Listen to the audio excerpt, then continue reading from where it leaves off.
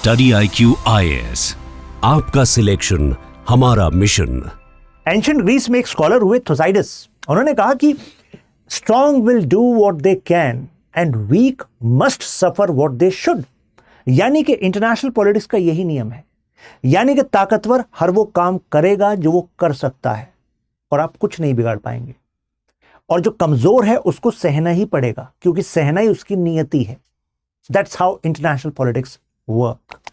NATO recently India को directly threat कर रहा है और यही वो टाइम है हम दुनिया को बताएं कि आप अगर हमें यूनिलैटरल सैंक्शन से डराना चाहेंगे तो वो वर्क करेगा नहीं। क्योंकि अगर आपको लगता है कि हमें आपकी मार्केट की जरूरत है एक्सपोर्ट की, तो आपको भी तो हमारी जरूरत है हमारी मार्केट में एक्सपोर्ट करने की। अरे दुनिया की सबसे बड़ी जनसंख्या है यहाँ, राइजिंग मिडिल क्लास है यहाँ, लोकेशन इंपॉर्टेंट है यहाँ, एशियन सेंचुरी है 21वीं सदी। तो भाई इस जगह पर अगर आपको एक्सेस चाहिए तो you need a partner like India. लेकिन देखिए कई बार ये गेम जो है ना प्रोट्रैक्टेड वॉर की तरह होता है, यानी कि कौन कितना टिक सकता है ये डिसाइड करता है कि कौन कितना पावरफुल है। अब देखिए नेटो क्लियर थ्रेट दे रहा है, कह रहे देखो अभी तक तो हमने सैंक्शंस लगाए थे रशिया पर, लेकिन अब हम सेकेंडरी सैंक्शंस लगा रहे हैं और क्लियरली नेम किया है इंडिया, चाइना, ब्राजील, यानी कि इंडिया का नाम लिया है। 100% सेकेंडरी सैंक्शंस। अब आप कहेंगे सेकेंडरी सैंक्शंस का क्या मतलब होता है, अभी बताऊंगा। नेटो ने ऐसा करा, फिर अलग से यूरोपियन यूनियन भी कह रहा है कि देखो एक तो नंबर 1 जो नयारा एनर्जी है ना उसकी जो रिफाइनरी है गुजरात में, अब हम उस पर सेकेंडरी सैंक्शन लगा रहे हैं क्योंकि वो रशिया से क्रूड ऑयल ले रही है, यहां पर रिफाइन कर रही है और उसमें 49.1% जो स्टेक है वो रशियन कंपनी रोजनेफ्ट का है, और फिर ये यहां से रिफाइन करने के बाद बेच रही है यूरोप में। तो यूरोप से जो पैसा आ रहा है उसका एक हिस्सा रशिया भी तो जाएगा क्योंकि रोजनेफ्ट का स्टेक है। हालांकि अभी अभी रोजनेफ्ट का इस पे ऑफिशियल स्टेटमेंट आ चुका है before I am making this video. तो रोजनेफ्ट ने कहा अरे हम कोई पैसा इंडिया से नहीं लेकर गए। रोजनेफ्ट का कहना है भाई नयारा एनर्जी में हमारा स्टेक भले ही है, लेकिन अभी तो हम उसकी कैपेसिटी को बढ़ा रहे हैं। 4 lakh barrel per day refined fuel निकालती है नयारा का जो रिफाइनरी है, और 7,000 आउटलेट्स इन्होंने देश में बना दिए हैं। ये फर्दर एक्सपेंड करने में लगे हुए हैं। तो कोई पैसा ऐसा नहीं है यहां से गया है जी, यूरोप से आया था जी और वो यूक्रेन वॉर में लगा दिया जी, ऐसा नहीं हुआ है, ऐसा इनका कहना है। ठीक है, अब आप कहेंगे ये सेकेंडरी सैंक्शंस होते क्या है। मैं एक एग्जांपल से आपको बताता हूं। एग्जांपल देखिए, जैसे सैंक्शनिंग कंट्री जैसे मान लीजिए यूएसए है या यूरोप का कोई देश है, यहां पर यूरोपियन यूनियन को एक मान लीजिए, पहले उन्होंने सैंक्शन लगाया किस पर, रशिया पर, कि हम आपसे खरीदेंगे नहीं तो बेचेंगे कहां, फिर आपकी अर्थव्यवस्था चलेगी कैसे। और देखो रशिया आपकी तो जो इकोनॉमी है वो oil and gas export dependent है या डिफेंस एक्सपोर्ट डिपेंडेंट है, हमें दोनों में से कोई लेना नहीं है। पहले हम एनर्जी ऑयल एंड गैस के लिए डिपेंडेंट थे। तो अभी तक तो ये वाला सैंक्शन चल रहा था। इंडिया को वो कह रहे थे मत खरीदो। इंडिया ने कहा भाई हमारी एनर्जी सिक्योरिटी के लिए जरूरी है, जहां से सस्ता मिलेगा हम खरीदेंगे। लेकिन अब उन्होंने कहा कि जो इनसे खरीदेगा हम उस पर भी सैंक्शन लगाएंगे, यानी कि उस क्रूड ऑयल को जो रिफाइन करके आप यहां पर एक्सपोर्ट कर रहे थे अब आप यहां पर नहीं कर पाएंगे।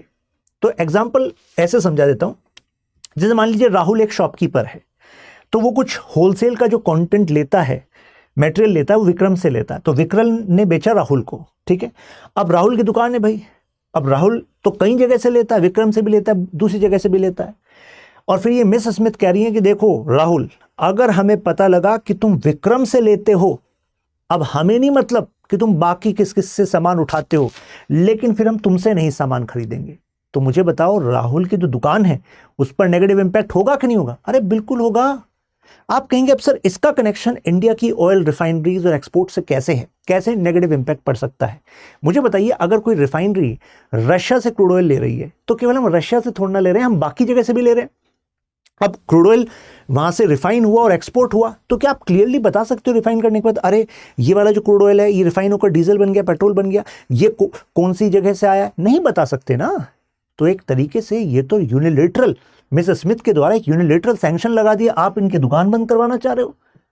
फिर राहुल अपना परिवार कैसे चलाएगा? अब यही कंसर्न है इंडिया का, राइट। इन्होंने जो 18 सैंक्शन पैकेज निकाला, इसमें कहा है कि पहले तो हमने कैप लगाया था कि रशिया का अगर कोई ऑयल लेगा इंटरनेशनल मार्केट में तो $60 से ज्यादा का भाव ना दे, ठीक है, एक कैप। अब इन्होंने फर्दर डिक्रीज कर दिया 47.6 कि इससे ज़्यादा इनको भाव ना दे। लेकिन हमारा सबसे बड़ा कंसर्न है कि नायरा एनर्जी अगर एक्सपोर्ट कर रही है और एक्सपोर्ट के बिजनेस पे नेगेटिव इंपैक्ट आ रहा है, या और भी कंपनीज है, RIL है, रिलायंस इंडस्ट्रीज लिमिटेड है, अदर रिफाइनरीज हैं जो एक्सपोर्ट कर रही हैं, अगर एक्सपोर्ट नहीं कर पाएंगे तो नेगेटिव इंपैक्ट होगा। तो आप कहेंगे कंसर्न इतना सही तो है सर कि उनका धंधा नहीं चलेगा, उनका बिजनेस नहीं चलेगा, हमें क्या फर्क पड़ रहा है। मुद्दा इतना नहीं है।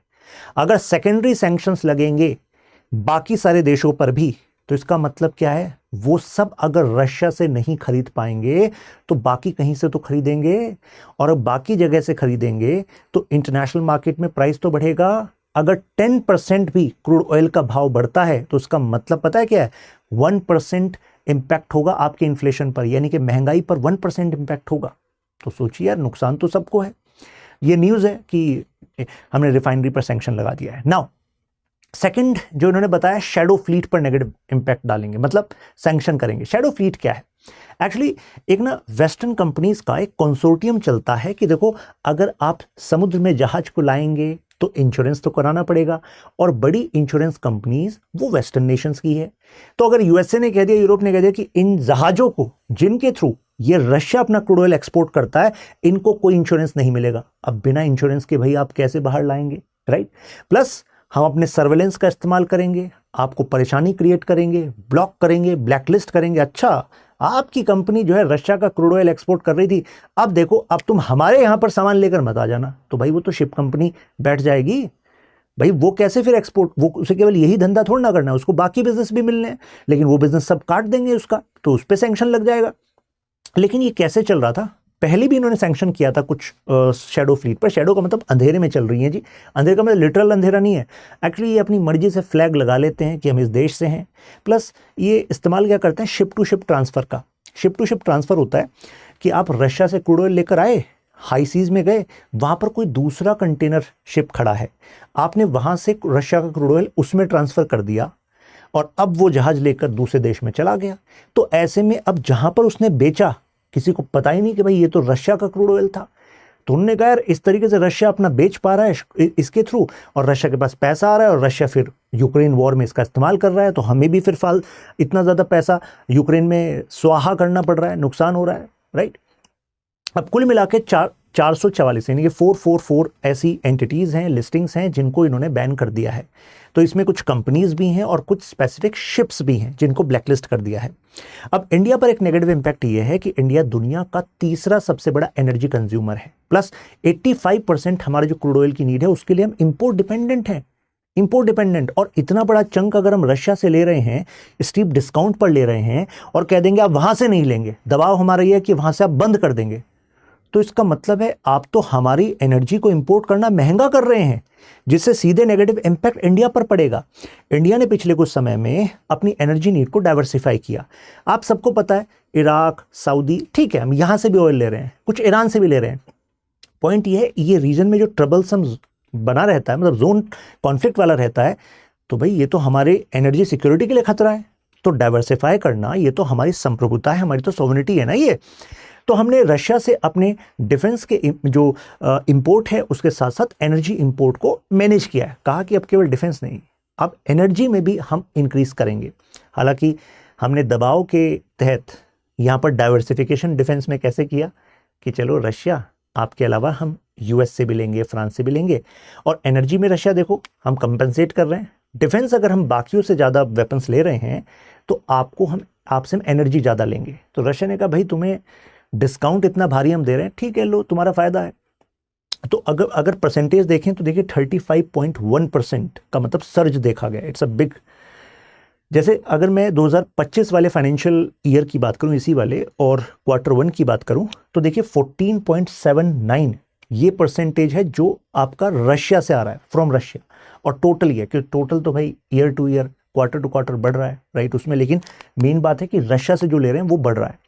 अब इम्पैक्ट कॉमन इंडियंस पर क्या होगा? हरदीप एस पुरी जो हमारे मिनिस्टर हैं, पेट्रोलियम मिनिस्टर, उन्होंने कहा कि देखो हमें तो जहां से बेस्ट डील मिलेगी वहां से लेंगे, ये अपनी मनमानी हम पर कैसे चला सकते हैं? क्योंकि अगर हमें सस्ता यहाँ से मिल रहा है, दूसरी जगह से लेंगे, महंगाई बढ़ जाएगी, और महंगाई से तो हमारे लोगों पर नेगेटिव इंपैक्ट पड़ेगा ना। आप सोचो, कॉस्ट ऑफ ट्रांसपोर्टेशन बढ़ जाएगी, फाइनल कमोडिटीज़ का इंपैक्ट बढ़ जाएगा, और प्लस यहाँ पर ना सीधा तौर पर यूरोपियन यूनियन का ही डबल स्टैंडर्ड दिख रहा है। मैं आपको बताऊँ, मैंने रिसर्च के दौरान सोचा कि जरा सर्च किया जाए कि खुद इनके यहाँ क्या चल रहा है, मतलब यूरोपियन कमीशन कितना इंपोर्ट कर रही है। तो ये यूरोपियन कमीशन की वेबसाइट है, यूरोपियन यूनियन की बॉडी है। तो ये इनका देखिए 2025 6 मई 2025 का इनका आर्टिकल है, और ये देखिए क्या करें, road map to fully end EU dependency on Russian energy, यानी कि अभी तक इन्होंने भी कंप्लीटली कट ऑफ नहीं किया। या हमसे एक्सपेक्ट कर रहे हैं कि रशिया से मत लो, लेकिन खुद देखो ये खुद ले रहे हैं। जैसे गैस की बात करें तो इनका कहना है कि हमारा 2027 तक का टारगेट है, तब तक हम फुल्ली बंद कर देंगे जी। ऐसे ही ऑयल के ऑलरेडी जो अभी कॉन्ट्रैक्ट चल रहे हैं वो तो चल रहे हैं, लेकिन जो स्पॉट कॉन्ट्रैक्ट्स हैं हम उसमें अब पेमेंट को खत्म कर रहे हैं, वहां पर हम नहीं जाएंगे। तो कुल मिलाकर बात यह है कि आपके खुद के देश अभी भी ले रहे हैं। देखिए जैसे EU has dropped its share of Russian gas imports from 45% to 19% thanks to this Repower EU plan. Repower EU plan, लेकिन अभी भी 19% तो वहीं से ले रहे हो, और इंडिया को तुम बात बता रहे हो कि नहीं भाई इंडिया गलत बात है, तुम ऐसा मत करो। तो क्लियर कट भाई इनका डबल स्टैंडर्ड है।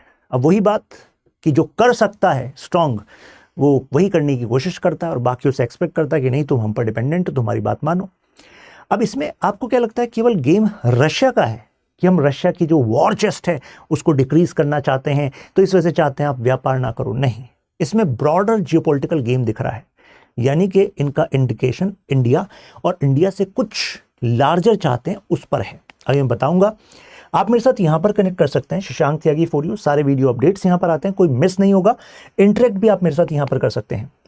अच्छा, आप में से जो लोग सिविल सर्विस एग्जाम की तैयारी कर रहे हैं and you need a dedicated support, faculties, personal mentors, all content, सब कुछ यहाँ पर अवेलेबल है जीएस फाउंडेशन P2I बैच में। लास्ट ईयर इसी बैच से, जुलाई बैच ऑनलाइन लाइव बैच से आशी हमारी स्टूडेंट हैं, ऑल इंडिया रैंक 12, और नीलेश हैं जो जॉब के साथ तैयारी कर रहे थे ऑनलाइन लाइव बैच से, नीलेश गोयल। तो उनकी दोनों की स्ट्रेटजी आपको studyIQ.com पर और हमारे यूट्यूब चैनल पर मिल जाएगी। त्यागी लाइव कोड करके यूज़ करके अगर आप कोई भी बैच ज्वाइन करते हैं studyIQ पर तो आपको मैक्सिमम डिस्काउंट मिल जाता है। और ये आपका PSR ऑप्शनल का नया बैच है। एक्चुअली जुलाई में हमारा बैच डन हो गया था, मतलब इट वाज लाइक वो क्लोज हो गया था, लेकिन काफ़ी इंक्वायरीज आ रही थी, स्टूडेंट्स कह रहे थे न्यू बैच स्टार्ट कीजिए सर, क्योंकि तभी हमारा जनवरी तक सिलेबस कंप्लीट हो पाएगा। तो उनके लिए नया बैच ओपन हो गया है, तो you can just go at studyIQ.com and join this batch. Tyagi live से आपको मैक्सिमम डिस्काउंट मिल ही जाएगा। अभी ना 2 दिन के लिए कुछ StudyIQ ऑप्शनल फेस्ट चल रहा है, तो अगर ऑप्शनल कोर्स आप ज्वाइन करेंगे तो उस पर एडिशनल डिस्काउंट भी मिलेगा, एक्सटेंडेड वैलिडिटी, वो आपको फैसिलिटीज़ चेक करिएगा मिल जाएंगी। नाउ अब EU का ट्रू एम है क्या? केवल वॉर चेस्ट को खाली नहीं करना कि रशिया को आप आइसोलेट कर दो। मुद्दा ये है, वो ये बताना चाहता है कि इंडिया जो आप कह रहे हैं ना मल्टीपोलर वर्ल्ड ऑर्डर हो गया है, अल्टरनेटिव वर्ल्ड ऑर्डर लाएंगे, चाइना ब्राज़ील मिलकर ब्रिक्स में कह रहे थे, ये सब ब्रिक्स को बताना चाहते हैं कि देखो रियल पावर ना वेस्ट के पास ही है, वेस्ट इज वन, यानी कि USA और ये यूरोपियन यूनियन साथ खड़ा है, ये दिखा रहे हैं। और ये भी हो सकता है यूनाइटेड स्टेट्स को खुश करने की कोशिश है, वो ऑलरेडी इन पर टैरिफ लगा रहे हैं, तो यहाँ पर वेस्ट कहेगा देखो जो तुम नहीं कर पाए, देखो हम भी जब मिलकर तुम्हारे साथ दबाव बनाएंगे तो फिर इंडिया और बाकी देशों के पास कोई चारा रहेगा नहीं, क्योंकि इनकी जो टेक्नोलॉजी है, इन्वेस्टमेंट है, वो सब हम पर डिपेंडेंट है ना। जैसे एग्जांपल दूं, इस समय पर यूरोप की 6000 प्लस कंपनियां इंडिया में काम कर रही हैं, तो वो कहेंगे देखो आपके इतने सारे लोगों को जॉब दे रखी है हमने, अगर हमने FDI को डिक्रीज करना स्टार्ट कर दिया तो आप पर नेगेटिव इंपैक्ट पड़ेगा। प्लस अमेरिका चाहता है कि लार्जर वे में जो चाइना अल्टरनेटिव वर्ल्ड ऑर्डर लाना चाहता है, कंपटीशन क्रिएट कर रहा है, उसको नलिफाई किया जाए। इन्होंने अपने टूल भी बना रखे हैं, जैसे आपने सुना है काटसा के बारे में, countering American adversaries through sanctions. इसकी धमकी इन्होंने दी थी हमें कि यार आप जो है रशिया से S-400 मत खरीदिए, हमसे थार्ड खरीदिए। ये actually air defence missile system होता है। हमने कहा नहीं हम रशिया से खरीदेंगे। हमने रशिया से खरीदा, और देखो अभी ऑपरेशन सिंदूर और वो इंडिया पाकिस्तान के कॉन्फ्लिक्ट जो रिसेंटली हुआ था उसमें S-400 काम आया, और रशिया यूक्रेन कॉन्फ्लिक्ट में एंगेज है रशिया, लेकिन फिर भी टाइमली डिलीवरी S-400 की हुई, और ये हमारा कुछ नहीं कर पाए। काटसा के थ्रू धमकी दी लेकिन कुछ नहीं करा इन्होंने, कारण इन्हें खुद पता है कि हम पर अगर सैंक्शन लगाएंगे तो चाइना को काउंटर में फिर इंडिया को कैसे खड़ा कर पाएंगे, और इतनी बड़ी इकोनॉमी भी है कि नहीं। इंडो पैसिफिक की जो प्लान है, इनका मानना है कि इंडो पैसिफिक पर इंडिया जो है ना लार्जली कन्वर्ज नहीं हो रहा जितना कन्वर्जेंस USA चाहता है अगेंस्ट चाइना। अब भाई हम इनके बहकावे में नहीं आना चाहते, कारण हमें पता है इनके खुद के स्कॉलर मशाइमर कहते थे बक पासिंग स्ट्रेटजी, यानी कि USA तुम्हारे लिए सबसे बड़ा खतरा चाइना है, लेकिन चाइना से डायरेक्ट वॉर मत करना, कारण क्योंकि डायरेक्ट वॉर करोगे बहुत पैसा लग जाएगा और यू विल नॉट नो कि कब तक ये वॉर चलेगा, बेनिफिट हो ना हो, कितना बेनिफिट हो। इससे अच्छा किसी और का वॉर कराओ जो लगे स्ट्रांग कंटेंडर, उसको और स्ट्रांग बनाओ, यानी कि that contender is who, India ना। तो अब इस वजह से वो चाहते हैं, लेकिन हम अपना बैलेंसिंग स्ट्रेटजी कर रहे हैं। हम कह रहे हैं ठीक है, देखो क्वाड का हम पार्ट हैं, हम वहाँ भी रहेंगे, SCO ब्रिक्स में भी रहेंगे, एक बैलेंस का गेम हम करेंगे, राइट। इनका कहना नहीं बैलेंस कुछ नहीं होता, आप एक ही तरफ होते हैं, लेकिन हमने कहा भाई हम स्ट्रेटजिक ऑटोनॉमी का इस्तेमाल करना चाहते हैं। इंडिया को अगर फायदा दोनों जगह से है तो हम दोनों जगह का इस्तेमाल करेंगे ना, हमारी स्ट्रेटजिक ऑटोनॉमी है, आप कैसे डिसाइड करेंगे। तो अब इंडिया दिखा रहा है इनको अपनी स्ट्रेटजिक रेजिलेंस, यानी कि नेटो EU वर्सेस इंडिया हो रखा है इस टाइम पर, right. Not just about oil, it's about larger power politics. तो इंडिया केवल ऐसा नहीं कि पैसिवली हम एब्जॉर्ब कर रहे हैं कि चलो प्रेशर आ रहा है ठीक है हम कुछ नहीं बोलेंगे, नहीं। अभी इस वीडियो को बनाने से पहले मैंने स्टेटमेंट देखी MEA से, क्या आई है, तो मिनिस्टर फॉर मतलब जो एक्सटर्नल अफेयर्स मिनिस्ट्री है, उससे हमारे जो रणधीर जायसवाल जी हैं, जो स्पोक्स पर्सन है, उन्होंने कहा है कि ये यूनिलेटरल एक्शंस जो हैं, सैंक्शंस जो हैं, इससे इंडिया अपने नेशनल इंटरेस्ट को कॉम्प्रोमाइज नहीं करेगा। We believe in strategic autonomy and we will do what is in best interest of India. तो ये हमारा ऑफिशियल स्टैंड है। डाइवर्सिफिकेशन करना हमारा हक है भाई, रशिया से भी डाइवर्सिफाई करेंगे, वहां से भी एनर्जी लेंगे और बाकी जगह से भी लेते रहेंगे, सऊदी, इराक, UAE वहां से भी लेते रहेंगे, राइट। प्लस ऑलरेडी हमारे जो पेट्रोलियम मिनिस्टर उन्होंने बताया कि देखो एक टाइम पर हम 27 देशों से इंपोर्ट कर रहे थे ऑयल को, लेकिन अब हम 40 देशों से कर रहे हैं, 40 देशों से। तो यानी कि हमारा ऑलरेडी डाइवर्सिफिकेशन का प्लान है। अगर ये कॉन्फ्लिक्ट और बढ़ता है तो ऐसा नहीं है कि हमारी एनर्जी सप्लाई रुक जाएगी। प्लस हम ऑलरेडी रिफाइनिंग हब हैं, मतलब हमारे यहाँ मल्टीपल रिफाइनरीज हैं, देखिए आप, नयारा भी है, RIL भी है, प्लस स्टेट PSUs भी हैं, यानी कि पब्लिक सेक्टर कंपनीज की भी हैं। तो उसके थ्रू हम रिफाइनिंग कर ही रहे हैं, जिससे कि हम अपनी एनर्जी नीड को भी पूरा कर सकें और एक्सपोर्ट भी कर सकें। तो क्रूड ऑयल मल्टीपल जगह से रिफाइनिंग करके एक्सपोर्ट भी और अपनी एनर्जी नीड भी। तो अगर वो EU के जो सैंक्शंस लगा रहे हैं तो ऐसा नहीं है कि हम पर एक मेजर चैलेंज होगा, हम कंटिन्यू कर सकते हैं रशिया के साथ, क्योंकि ऐसा नहीं है कि मतलब they will be able to cut off our pipeline and we are overtly dependent on just Russia. तो उनको पता है यार इनका वैसे भी काम चल ही रहा है, तो इस प्रेशर में आएंगे नहीं। Plus alternative payment mechanism, example जैसे उन्होंने कहा डॉलर का इस्तेमाल नहीं होगा, हमने कहा लो नहीं करना डॉलर का इस्तेमाल। उन्होंने कहा स्विफ्ट का इस्तेमाल नहीं होगा, ठीक है भाई नहीं करना स्विफ्ट का, क्योंकि जो इंटरनेशनल ट्रांजैक्शंस होते हैं ना उसमें इस पोर्टल का इस्तेमाल करा जाता है। तो हमने क्या करा, अरे रूपी रूबल करेंगे, यानी कि हम करेंसी स्वैप एग्रीमेंट का इस्तेमाल करेंगे, डी-डॉलराइजेशन को सपोर्ट करेंगे। तो exactly that is what India is doing. Diplomatic pushback का मतलब है हम क्लियर कट बता रहे हैं कि देखो ये यूनिलेटरल जो सैंक्शंस हैं हम इसको नहीं मानते और हम इसको वाइडर देखते हैं, यानी कि आप डेवलपिंग नेशंस, केवल इंडिया नहीं बाकी डेवलपिंग नेशन पर भी इसी आर्म ट्विस्टिंग को जारी रखना चाहते हैं अपने इंटरेस्ट में। रशिया यूक्रेन कॉन्फ्लिक्ट क्या हमने कराया था? क्या हमने कहा था कि यूक्रेन को नेटो का पार्ट बनाओ या फिर रशिया को धमकी दो? हमने तो नहीं कहा था ना। तो आपका कॉन्फ्लिक्ट है, उसमें हम अपनी इकोनॉमी में इन्फ्लेशन क्यों बढ़ाएं, हम अपनी इकोनॉमी की ग्रोथ क्यों डिक्लाइन करें? सही बात है कि नहीं है? आत्मनिर्भर भारत, हम एनर्जी को डाइवर्सिफाई कर रहे हैं अपने देश के अंदर भी, यानी कि ऑयल एंड गैस के एक्सप्लोरेशन पर तो हम फोकस कर ही रहे हैं, लेकिन दैट इज नॉट एनफ, क्योंकि हमारी एनर्जी नीड इतनी बड़ी है। तो हम क्लीन एनर्जी की तरफ जा रहे हैं, ग्रीन हाइड्रोजन एंड अदर्स, लेकिन ये सफर लंबा है। लेकिन कुछ एफर्ट्स तो जरूरी हैं भाई, रिन्यूएबल की तरफ भी कम से कम कुछ तो नीड यहां से पूरी होना। इस समय हम क्रिटिकल जंक्चर पे हैं। यहां पर आपको दो चीज समझ में आनी चाहिए कि यार शॉर्ट टर्म इंपैक्ट क्या हो सकता है। तो देखो नयारा पर शॉर्ट टर्म इंपैक्ट लग रहा है, लेकिन इसका नेगेटिव इंपैक्ट सबसे बड़ा तो आपके स्टॉक होल्डर्स पर होगा, जो लोग इसमें जॉब कर रहे हैं उन पर होगा। प्लस फिर हमारे पास जो फॉरेन एक्सचेंज रिजर्व आता है उस पर नेगेटिव इंपैक्ट होगा। जैसे कि मैंने बताया कि 4 लाख बैरल पर डे का इसका एक्सपोर्ट है। फिर जो RIL है इस पर नेगेटिव इंपैक्ट हो सकता है, रिलायंस पर। क्यों? रिलायंस अगर कंटिन्यू रखे रशिया से क्रूड ऑयल लेना सस्ते में और एक्सपोर्ट करे यूरोप पर, तो यूरोप कहेगा रिलायंस आपकी रिफाइनरी में बाकी जगह से भी क्रूड ऑयल आता होगा, लेकिन हम कोई भी क्रूड ऑयल अब आपसे लेंगे नहीं, शट कर रहे हैं अपने डोर्स को। तो जो ल्यूक्रेटिव मार्केट है EU की ऑयल एक्सपोर्ट की, डीजल एक्सपोर्ट की, उसमें तो मतलब रिलायंस अपना बिजनेस खो बैठेगी। तो यानी कि अब उसको यहां पर डाइवर्सिफिकेशन करना पड़ सकता है। जो स्टेट रन कंपनीज हैं हमारी, जो सरकारी कंपनी है, उन पर इतना खासा इंपैक्ट नहीं होगा, क्योंकि वो रिफाइन करके डोमेस्टिक कंजप्शन कर रही हैं। तो अल्टीमेटली वो इसको कंटिन्यू रख सकती हैं। वो कहेंगे कि हम आपके साथ व्यापार नहीं करेंगे। मत करो भाई व्यापार, हम तो वहां से ले रहे हैं और अपने देश में सर्कुलेट कर रहे हैं, राइट। लॉन्ग टर्म इंपैक्ट की बात करें तो ग्लोबल ऑयल मार्केट का फ्रेगमेंटेशन हो जाएगा। फ्रेगमेंटेशन का मतलब है सैंक्शन से कुछ देश सैंक्शन को मानेंगे, कुछ देश सैंक्शन को नहीं मानेंगे, तो फ्रेगमेंटेशन हो जाएगा।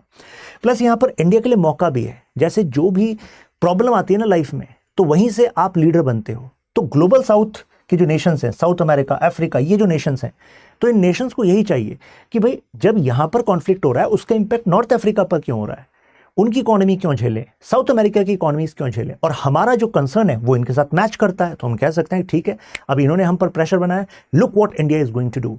और जिस तरीके से हम मैनेवर करेंगे अपने एफर्ट्स को और अपने नेशनल इंटरेस्ट को प्रोटेक्ट करते रहेंगे, तो अपने आप में एक मॉडल बनेगा इन बाकी देशों के लिए भी।